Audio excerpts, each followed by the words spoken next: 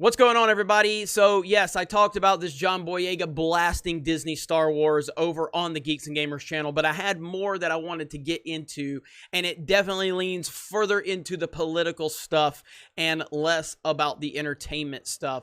So I figured I would pick the rest of the story up over here. Now, to give a small little recap, John Boyega basically blasted Disney Star Wars for their treatment of their minority characters, Kelly Marie Tran and himself, John Boyega, their characters, Rose Tico and Finn. So I think that's beautiful. I've been calling Disney Star Wars out for years on their treatment of non-white dude characters, and they only use non-white dude characters for social justice chess pieces because they don't truly believe or care about anything that they say. But they will always pander, and they will always have people that are willing to fall right in line. And John Boyega and Kelly Marie Tran and Daisy Ridley were all willing to take those positions, but they didn't realize that they were just being used as chess pieces.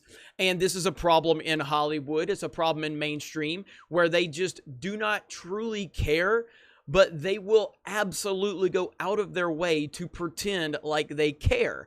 And it's all pushed by a political narrative and a bunch of political nonsense. So now, we did cover the story on Bounding into Comics, and if you want to go check that story out in full, you can, and it's very good stuff. I'm very happy that John Boyega called out all of this, but there's a bigger picture in mind here, and John Boyega did join the BLM protest and did say, I don't know if I'm going to have a career after this, but F that. Okay, John, you will definitely have a career if you're supporting BLM in Hollywood. It's a stupid thing to say that you won't have a career if you support BLM, because literally people are getting endorsement deals by supporting BLM. Every company, every corporation is bending the knee to this nonsense. If you truly want to speak out, you will speak out against the far left-wing narrative in Hollywood. And if you speak out against the far left-wing narrative and you expose them for all of their lies and all of their hypocrisy and all of their shady business practices, then you might not have a job.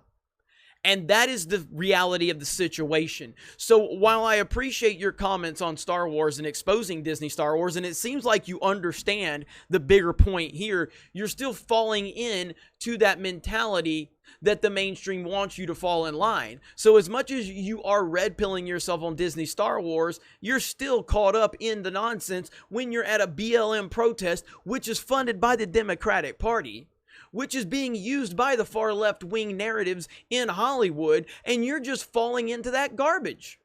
So that's what really frustrates me about it. So like I said in my video over on Geeks and Gamers, I love John Boyega, I love the fact that he's speaking out against Disney Star Wars, but this dude is not someone that he wouldn't talk to me. He would absolutely not talk to me, because I would sit there and hold him accountable. Like, you realize, bro, you joined a BLM protest, right? You realize what BLM is, right? It is not.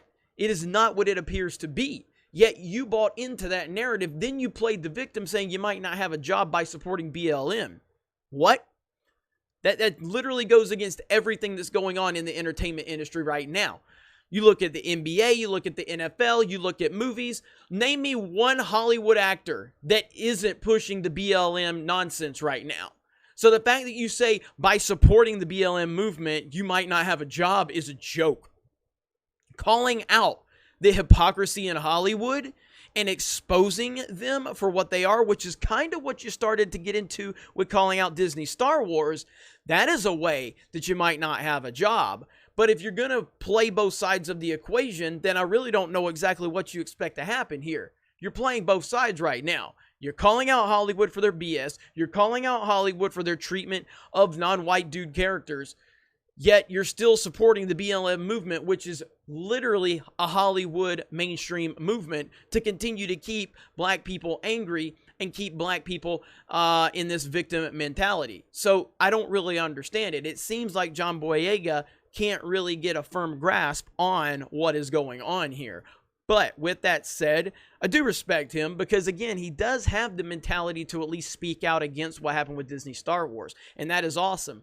And even if I don't agree with everything else he says in terms of his political stuff, I still do respect him at my core. I do still respect him even though we disagree. So we'll continue to see how this all plays out. But it is very interesting. It's very interesting to watch and see if more people are going to speak out, because as he said in his interview with GQ, Daisy Ridley was aware of it. Adam Driver was aware of it. The one thing I did kind of challenge is that he claimed that they knew that they had a clear vision with where they wanted to go with Daisy, and I don't agree with that. That character was not well written. That character was terribly written because she was simply cast as an identity politics character. So she wasn't cast. Rey was not created, and Daisy Ridley was not cast with the right intentions in mind. It was created and she was cast with identity politics in mind, which is why the character is so terribly written. She has no true arc, and people do not respect her journey because it wasn't meant to be a journey. It was meant to be a social justice propaganda message with the casting. Same as you, same as Kelly Marie Tran. And that is why those characters all felt so hollow, and they had no real arcs within them, and people couldn't connect because none of those characters were created for the right reasons, because Hollywood is trash.